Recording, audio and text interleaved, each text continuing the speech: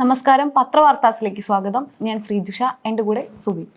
നിങ്ങൾക്ക് തെറിയാശാനെ പറ്റി അറിയോ? എം മണി. ശ്രീജുഷയ്ക്ക് അറിയാം, എന്നാലും പറയാം. അദ്ദേഹം ഇന്നലെ വി ഡി സതീശനെ പറ്റിയിട്ട് ഒരു കാര്യം പറഞ്ഞു. വി ഡി സതീശൻ വെളുത്ത സുന്ദരനാണ്, പക്ഷെ മനസ്സ് മൊത്തം ചെകുത്താനാണ്. അദ്ദേഹം വെറും അഭിനയം മാത്രമാണ്, അല്ലാണ്ട് വേറെ ഒന്നുമില്ല. അയാളെ വിശ്വസിക്കരുത്. ഇങ്ങനെയൊക്കെ എം മണി പറഞ്ഞിട്ടുണ്ടായിരുന്നു.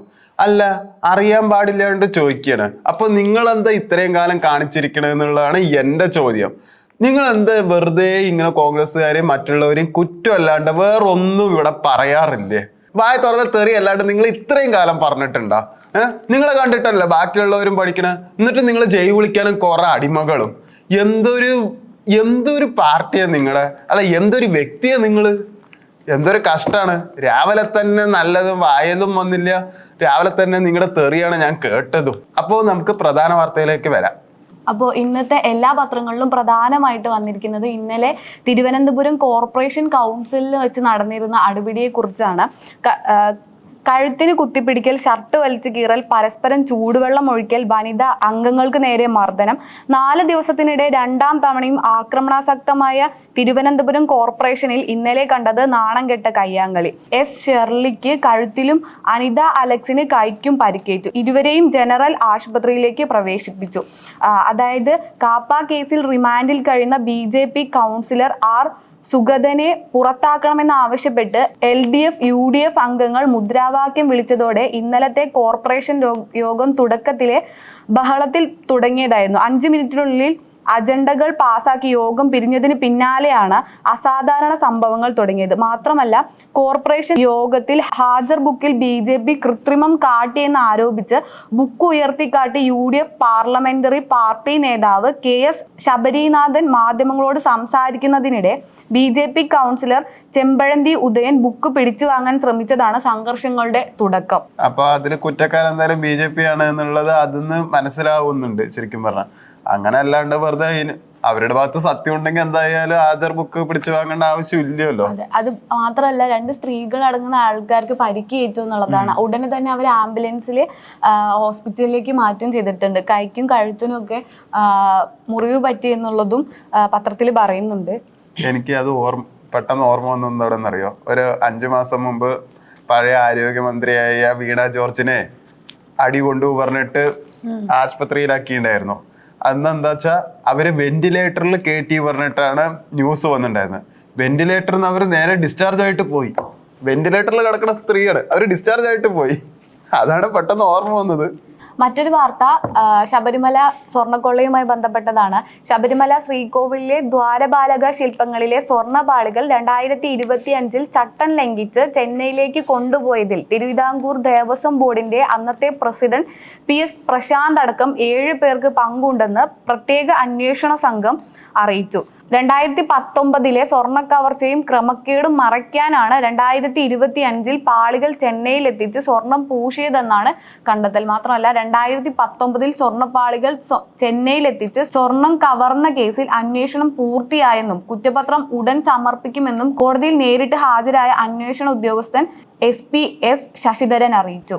2019 സ്വർണ്ണക്കൊള്ള നടത്തിയിരുന്നു. അത് മറയ്ക്കാൻ വേണ്ടിയിട്ട് 2025 സ്വർണം വീണ്ടും അതിന്റെ മുകളിൽ പൂശി എന്നാണ് അന്വേഷണ ഉദ്യോഗസ്ഥർ ഇപ്പോൾ പറയുന്നത് സ്വർണ്ണക്കൊള്ളയെ കുറിച്ച്. മൊത്തത്തിൽ അവിടെ സ്വർണ്ണം ഏതും ഇല്ല നടത്തും. ഇവിടെ ശബരിമലയാണെങ്കിൽ അയോധ്യ പ്രശ്നം നടക്കണം നിങ്ങൾക്കറിയാം. വേറൊരു ന്യൂസ് ഉണ്ട്. അയോധ്യ രാമക്ഷേത്രം കട്ടെടുത്ത സംഭാവനയിൽ ആഡംബര വീട്, ഫാം ഹൗസ് എല്ലാം വാങ്ങി വെച്ചിട്ടുണ്ട് കേട്ടോ. ഇവിടെയുള്ളവര് കട്ടുമുടിക്കുക എന്നല്ലാണ്ട് അത് സേവ് ചെയ്തിട്ടില്ല. പക്ഷെ അവര് അതും കൊണ്ട് അസറ്റുകളെല്ലാം വാങ്ങി വെച്ചിട്ടുണ്ട് എന്നുള്ള ഒരു ന്യൂസാണ് ഇപ്പോൾ വന്നിരിക്കുന്നത്. അയോധ്യ രാമക്ഷേത്രത്തിൽ ഭക്തർ നൽകിയ സംഭാവന വൻതോതിൽ കട്ടെടുത്ത് പ്രതികൾ സ്വന്തമാക്കിയത് ആഡംബര വീടുകളും ഫാം ഹൗസ് അടക്കം ലക്ഷങ്ങൾ വിലമതിക്കുന്ന വസ്തുക്കൾ. ആഡംബര കാറടക്കം വാങ്ങാനും പദ്ധതിയിട്ടു. തെളിവുകൾ അന്വേഷണ സംഘം ശേഖരിച്ചു. ക്ഷേത്രത്തിൽ പണമെണ്ണുന്ന വിഭാഗത്തിലെ കരാർ ജീവനക്കാരായ അനിൽ മിശ്ര, ലവകുശ മിശ്ര എന്നിവരാണ് കട്ടെടുത്ത പണം കൊണ്ട് ആഡംബര ജീവിതം നയിച്ചത്. മാത്രമല്ല അയോധ്യയുമായി ബന്ധപ്പെട്ട് മറ്റൊരു വാർത്തയാണ് ചമ്പത് റായിയുടെ മൊഴി രേഖപ്പെടുത്തി എന്നുള്ളത്. അയോധ്യ ശ്രീരാമക്ഷേത്രത്തിലെ സംഭാവന കൊള്ളയുമായി ബന്ധപ്പെട്ട കേസിൽ രാമജന്മഭൂമി തീർത്ഥക്ഷേത്ര ട്രസ്റ്റ് മുൻ ജനറൽ സെക്രട്ടറി ചമ്പത് റായിയുടെ മൊഴി അന്വേഷണ സംഘം രേഖപ്പെടുത്തി. അന്വേഷണം ഊർജിതമാക്കുകയാണെന്നും ആവശ്യമെങ്കിൽ ചമ്പത് റായിയെ വീണ്ടും ചോദ്യം ചെയ്യുമെന്നാണ് അവർ നൽകുന്ന വിവരം. ഈ ചോദ്യം ചെയ്യൽ മാത്രമേ ഉള്ളൂ, ഒന്നിനൊരു തീരുമാനമൊന്നും ഏതിനും ആയിട്ടൊന്നുമില്ല. മറ്റൊരു വാർത്ത, മൂന്നാറിൽ നാളെ മുതൽ പ്ലാസ്റ്റിക് നിരോധനം എന്നുള്ളതാണ്. വിനോദസഞ്ചാര കേന്ദ്രമായ മൂന്നാറിൽ പ്ലാസ്റ്റിക് ഉപയോഗത്തിൽ നാളെ മുതൽ നിയന്ത്രണം. നാളെ മുതൽ 10 വരെ വ്യാപാര സ്ഥാപനങ്ങൾ, വഴിയോര കടകൾ, ഹോട്ടലുകൾ തുടങ്ങിയ ഇടങ്ങളിൽ പഞ്ചായത്തിൽ നിന്നുള്ള പ്രത്യേക സ്ക്വാഡ് പരിശോധന നടത്തും. നിരോധന പ്ലാസ്റ്റിക് ക്യാരി ബാഗുകൾ, 1/2 ലിറ്ററിൽ താഴെ ബോട്ടിലുകൾ എന്നിവ സൂക്ഷിക്കുന്നതോ വിൽക്കുന്നതോ കണ്ടാൽ താക്കീത് ചെയ്യും. 10-ാം തീയതി മുതൽ ഇത് പിഴ ചുമത്തും എന്നുള്ള വാർത്തയാണ്. അതായത് മൂന്നാർ പോലുള്ള ഒരു ടൂറിസ്റ്റ് കേന്ദ്രത്തിലാണ് പ്ലാസ്റ്റിക് നിരോധനം കൊണ്ടുവന്നിരിക്കുന്നത്. എത്രത്തോളം കാലം മുന്നോട്ട് പോകുന്നുള്ളത് നമ്മൾ കണ്ടു തന്നെ അറിയണം. ഒരു 2010 ടൈമിലുള്ള തണുപ്പ് എന്തായാലും ഇപ്പം മൂന്നാറിൽ ഒട്ടുമില്ല. മറ്റൊരു വാർത്ത, ഒടുവിൽ കണ്ണു തുറന്ന് PSC എന്നുള്ളതാണ്. 10 ചോദ്യങ്ങൾക്ക് മാർക്കിടാതെ ഉയർന്ന ശമ്പള സ്കെയിലിലുള്ള 3 തസ്തികയിലേക്കുള്ള പരീക്ഷാ ഫലം പ്രസിദ്ധീകരിച്ച സംഭവം ആഭ്യന്തര വിജിലൻസിനെ കൊണ്ട് അന്വേഷിപ്പിക്കാൻ PSC തീരുമാനിച്ചു. മാർക്കിട്ട് ഉത്തരക്കടലാസ് ഉദ്യോഗസ്ഥർക്ക് നൽകാതെ പൊളിച്ചു കളിച്ച് PSC ആണ് ഒടുവിൽ ക്രമക്കേട് പുറത്തായതോടെ മുഖം രക്ഷിക്കാൻ നടപടിക്ക് തയ്യാറായത്. അതായത് ഇന്നലെ നമ്മൾ കണ്ടിരുന്ന ഏകദേശം 1.5 ലക്ഷത്തോളം സാലറി കിട്ടുന്ന ഒരു തസ്തികയിലേക്ക് 10 ചോദ്യങ്ങളിൽ മൂല്യനിർണ്ണയം നടത്താതെയാണ് അവർക്ക് തസ്തികകൾ നൽകിയതെന്നുള്ള ഒരു വാർത്ത വന്നിരുന്നു. അതിനെ ചൊല്ലി കേസ് വരികയും, പക്ഷെ ഇപ്പോൾ PSC പറയുന്നത് അത് അവരുടെ ഭാഗത്തു നിന്നുള്ള പിഴവ് തന്നെയാണ്, അത് വീണ്ടും മൂല്യനിർണ്ണയം നടത്തുമെന്നാണ് PSC പറയുന്നത്. മറ്റൊരു വാർത്ത EDയുമായി ബന്ധപ്പെട്ടതാണ്. ആക്രമണം ആസൂത്രിതം, CPM നേതൃത്വത്തിന്റെ ഗൂഢാലോചന. മുൻ മുഖ്യമന്ത്രി പിണറായി വിജയന്റെ മകൾ വീണയുടെ വീട് പരിശോധിച്ച എൻഫോഴ്സ്മെന്റ് ഡയറക്ടറേറ്റ് ഉദ്യോഗസ്ഥർക്ക് നേരെ ഉണ്ടായ ആക്രമണം മുൻകൂട്ടിയുള്ള ആസൂത്രണമാണെന്ന് ED ഹൈക്കോടതിയിൽ. CPM നേതൃത്വത്തിൽ ഗൂഢാലോചനയുടെ ഭാഗമായാണ് ആക്രമണം. പ്രതികളുടെ ജാമ്യാപേക്ഷയെ എതിർത്തുള്ള സത്യവാങ്മൂലത്തിൽ ED വ്യക്തമാക്കി. അതുമാത്രമല്ല, എക്സാലോജിക് CMRL സാമ്പത്തിക ഇടപാട് കേസ് സംബന്ധിച്ച് ED അന്വേഷണം മറ്റൊരു വഴിത്തിരിവിലേക്കും കൂടിയാണ് എത്തിയിട്ടുള്ളത്. സ്ഥാപനത്തിന്റെ സ്ഥിരം മേൽവിലാസം AKG സെന്റർ ആണ്. ഇതാണ് അന്വേഷണം പുതിയ തലത്തിലേക്ക് വ്യാപിക്കാൻ EDയെ പ്രേരിപ്പിച്ചത്. അങ്ങനെയുള്ള 2 വാർത്തകളാണ് ജന്മഭൂമിയിൽ EDയുമായി ബന്ധപ്പെട്ട് നൽകിയിരിക്കുന്നത്. മറ്റൊരു വാർത്ത, പോസ്കോ കേസ് പ്രതിക്ക് 43 വർഷം തടവും പിഴയും. വ്യാജ സിദ്ധനായ മാറാടിപ്പാറയിൽ അമീറിനെയാണ് ശിക്ഷിച്ചത്. അതായത് പോസ്കോ കേസിലെ പ്രതിക്ക് 43 വർഷം തടവും 2.25 ലക്ഷം രൂപ പിഴയും വിധിച്ചു. സൗത്ത് മാറാടിപ്പാറയിൽ അമീറിനെയാണ് മൂവാറ്റുപുഴ ജില്ലാ ജഡ്ജി സമീർ A ശിക്ഷ വിധിച്ചത്. പുത്തൻകുരിശ് പോലീസ് സ്റ്റേഷനിൽ 2023 രജിസ്റ്റർ ചെയ്ത പോസ്കോ കേസാണിത്. അതായത് 2023 കാലഞ്ചേരി കടമറ്റത്ത് വ്യാജ പേരിൽ സിദ്ധനായി നടിച്ച് ജ്യോതിശാലയം നടത്തി വരികയായിരുന്നു പ്രതി. പേടി മാറ്റുന്നതിനായി പ്രായപൂർത്തിയാകാത്ത ഒരു കുട്ടിയെ രക്ഷിതാക്കൾ മൂലം അവരുടെ സെന്ററിലേക്ക് എത്തിക്കുകയും ജ്യോതിഷത്തിൽ പൂജ നടത്താനായി കൊണ്ടുവന്ന സമയം പൂജയുടെ മറവിൽ പ്രതി കുട്ടിക്ക് നേരെ ലൈംഗികാതിക്രമണം നടത്തുകയുമായിരുന്നു. പക്ഷെ 2023 നടന്ന ഒരു ലൈംഗിക പീഡനത്തിനുള്ള വിധി വരുന്നത് 2026 ഏകദേശം 3 വർഷത്തെ ലാഗാണ് ഇവിടെ ഉണ്ടായിട്ടുള്ളത്. അതും പ്രായപൂർത്തിയാവാത്ത ഒരു കുട്ടിക്ക് നേരെയാണ് ലൈംഗികാതിക്രമണം നടന്നിരുന്നത്. പോക്സോയുമായിട്ട് ബന്ധപ്പെട്ട മറ്റൊരു കേസും കൂടിയാണ്.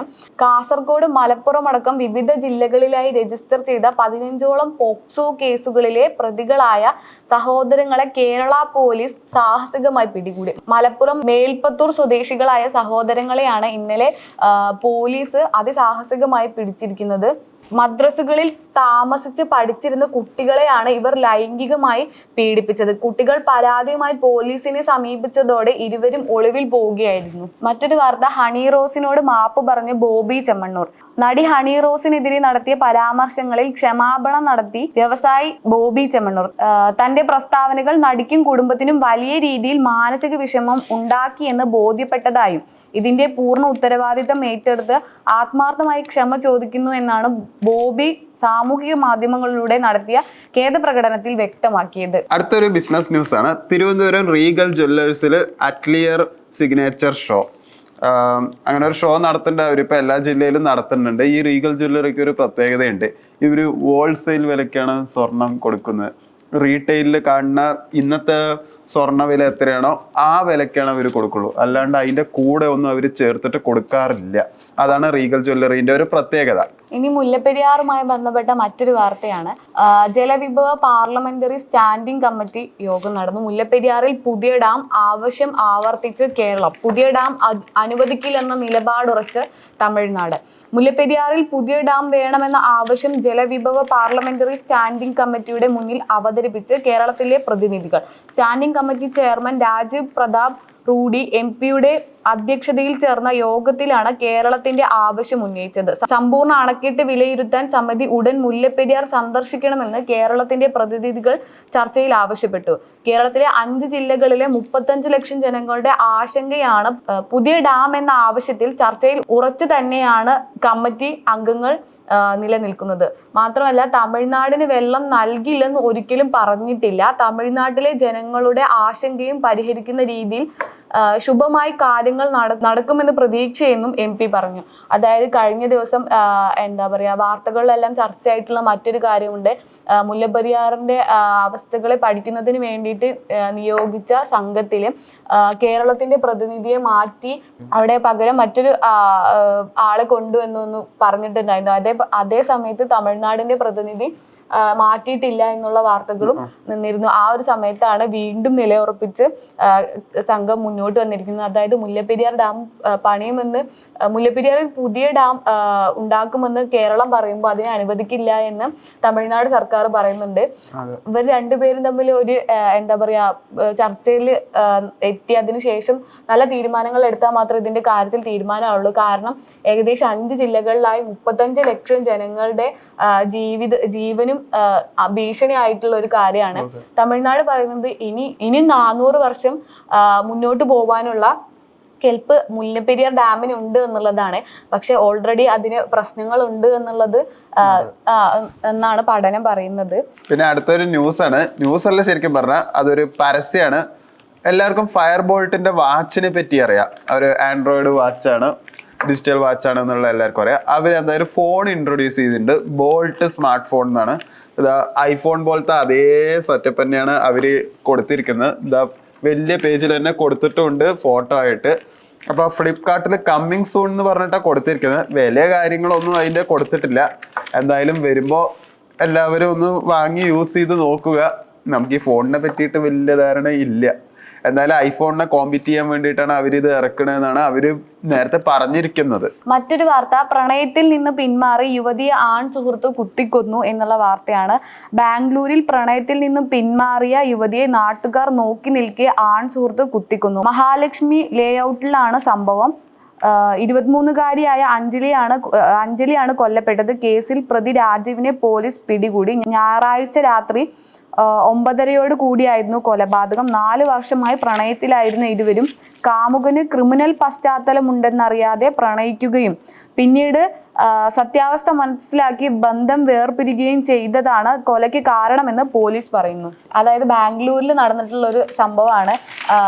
എന്താ പറയാ രാജീവ് എന്ന് പറയുന്ന കാമുകന് ഗുണ്ടാസംഘവുമായിട്ടും അതേപോലെ തന്നെ സാമൂഹിക വിരുദ്ധമായിട്ടുള്ള കാര്യങ്ങൾ ഉണ്ട് എന്ന് പറഞ്ഞപ്പോൾ പെൺകുട്ടി പ്രണയത്തിൽ നിന്ന് പിന്മാറി. അതായത് 4 വർഷത്തെ പ്രണയത്തിൽ നിന്ന് പിന്മാറി.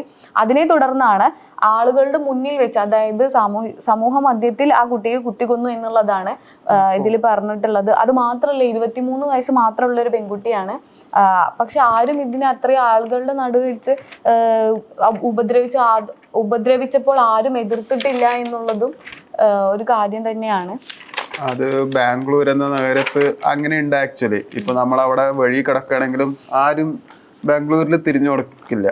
ഇവിടെയാണെങ്കിൽ പിന്നെ ആൾക്കാർ ചോദിക്കും. പക്ഷെ ബാംഗ്ലൂർ അത് അങ്ങനെ ഇല്ല, അവിടെ അങ്ങനെ ഇല്ല. എല്ലാവരും അവരവരുടെ കാര്യം മാത്രം നോക്കി പോകുന്ന ഒരു വലിയ സിറ്റിയാണ്. പിന്നെ പോരാത്തതിന് കുത്താൻ കാരണം അതൊരു സൈക്കോളജി ഉണ്ട്. എനിക്ക് കിട്ടാത്തത് ആർക്കും കിട്ടരുത് എന്നുള്ളൊരു വിചാരം കുറെ ബോയ്സിനുണ്ട്. അതൊരു ടോക്സിസിറ്റിന്റെ വേറൊരു ഇതാണ്. അതിന് പല വിവരണവും ഉണ്ട്. പക്ഷെ ഇങ്ങനെ ഒരു കാരണം അതിലുണ്ട് ശരിക്കും പറഞ്ഞാൽ. അത് പ്രണയമല്ല, അത് ഒരുമാതിരി ഒബ്സഷനാണ് ശരിക്കും പറഞ്ഞത്. പിന്നെ അടുത്ത സ്പോർട്സ് ന്യൂസ് ആണ്. എല്ലാവരും അറിഞ്ഞിട്ടുണ്ടാവും ഇന്നലെ രാത്രിയുള്ള ബ്രസീലിന്റെയും ജപ്പാന്റെയും കളി. അപ്പോൾ 2-1 ബ്രസീൽ എന്തായാലും ജയിച്ചു. ഇനിയിപ്പോൾ എന്തായാലും പ്രീ ക്വാർട്ടറിൽ ബ്രസീൽ കയറി. നോക്ക് ഔട്ട് ടൈമിൽ കഷ്ടിച്ചാണ് ശരിക്കും പറഞ്ഞാൽ ബ്രസീൽ രക്ഷപ്പെട്ടത്. 2-1. ജപ്പാൻ ഒട്ടും മോശമല്ല, ടിക്കിറ്റാക്കാണ് അവർ യൂസ് ചെയ്യണതെന്ന് എല്ലാവർക്കും അറിഞ്ഞിട്ടടക്കം അവർക്ക് പിടിച്ചു നിൽക്കാൻ നന്നായിട്ട് ബ്രസീൽ ശരിക്കും പറഞ്ഞാൽ ഇന്നലെ പാടുപെട്ടിട്ടുണ്ട്. പിന്നെ രാവിലെ നെതർലാൻഡ്സിന്റെയും മൊറോക്കോന്റെയും കളി ഇന്ന് നടക്കുന്നുണ്ട്. ഇപ്പൊ എന്തായാലും ആ കളി കഴിഞ്ഞിട്ടുണ്ടാവും, എന്തായെന്ന് നമുക്ക് അറിയില്ല. പിന്നെ നോർവേയുടെ കളിയാണ് ഉച്ചയ്ക്ക് ശേഷമുള്ളത്, ഐവറി കോസ്റ്റ് ആയിട്ട്. നോർവേ ഇപ്പൊ നല്ല ഫോമിലാണ്, മിക്കവാറും നോർവേ ജയിക്കുന്നതാണ് പറയുന്നത്. പിന്നെ ഫുട്ബോളാണ്, പ്രഡിക്റ്റ് ചെയ്യാൻ നമുക്ക് പറ്റില്ല. നാളെയാണ് നമ്മുടെ മെയിൻ കളി, നമ്മുടെ ഫ്രാൻസിന്റെ കളിയുണ്ട് സ്വീഡനായിട്ടാണ്. അതിൽ പിന്നെ ഫ്രാൻസ് തന്നെ ജയിക്കുള്ളൂ എന്ന് എല്ലാവരും ഉറപ്പിച്ച പോലെയാണ്. ഇനി അത്യാവശ്യം എല്ലാ ടീമും നല്ല പ്രീ ക്വാർട്ടറിൽ കയറി കഴിഞ്ഞു. ഇനിയിപ്പോ കളി എന്തായാലും കുറച്ചും കൂടി നന്നായിട്ട് മുറുകും. ഇനി തോറ്റവരൊക്കെ പുറത്തന്നെയാണ്. മറ്റൊരു വാർത്ത, നവോമി ജീവിക്കും ഇനി 6 പേരിലൂടെ, അവയവങ്ങൾ ദാനം ചെയ്ത് കുടുംബം. സിനിമയിലും കായിക രംഗത്തും കലാരംഗത്തും തിളങ്ങിയ നവോമി ജീവിക്കും ഇനി 6 പേരിലൂടെ. വാഹനാപകടത്തിൽ ഗുരുതരമായി പരിക്കേറ്റ് മസ്തിഷ്ക മരണം സംഭവിച്ച തൃശൂർ വടക്കാഞ്ചേരി വാണിയ കിഴക്കേൽ വീട്ടിൽ നവോമി വിൻസെന്റിന്റെ അവയവങ്ങൾ 6 പേർക്കായി ദാനം ചെയ്തു. നവോമിയുടെ 2 വൃക്കകൾ, കരൾ, 2 നേത്രപടലങ്ങൾ, ഹൃദയ വാൽവ് എന്നിവയാണ് ബന്ധുക്കളുടെ സമ്മതത്തോടെ ദാനം ചെയ്തത്. ഈ അവയവദാനം ഇങ്ങനെ ആക്സിഡന്റിലൊക്കെ കേൾക്കുമ്പോൾ എനിക്ക് പേഴ്സണലി കുറച്ചു കാലം മുമ്പ് ആക്സിഡന്റ് നടന്ന് കൊന്നിട്ട് അവര് ബ്രെയിൻ ഡെത്ത് ഉണ്ടാക്കിയിട്ട് അവരുടെ അവയവം വെക്കണ ഒരു പരിപാടി ഉണ്ടായിരുന്നു. അത് പിന്നെ പോലീസുകാരെല്ലാവരും ഇടപെട്ടിട്ട് അതിനെന്തായാലും അറുതി വരുത്തിയിട്ടുണ്ട്. പക്ഷെ അതാണോ എന്നുള്ള ഒരു വിചാരമൊക്കെ മനസ്സിൽ പെട്ടെന്ന് വരുന്നുണ്ട് ഇങ്ങനെയുള്ള ന്യൂസ് കാണുമ്പോൾ. ഇന്നത്തെ പത്രവാർത്തകൾ ഇവിടെ അവസാനിക്കുന്നു. വീണ്ടും പത്രവാർത്തകളുമായി നാളെ കാണാം. നന്ദി, നമസ്കാരം.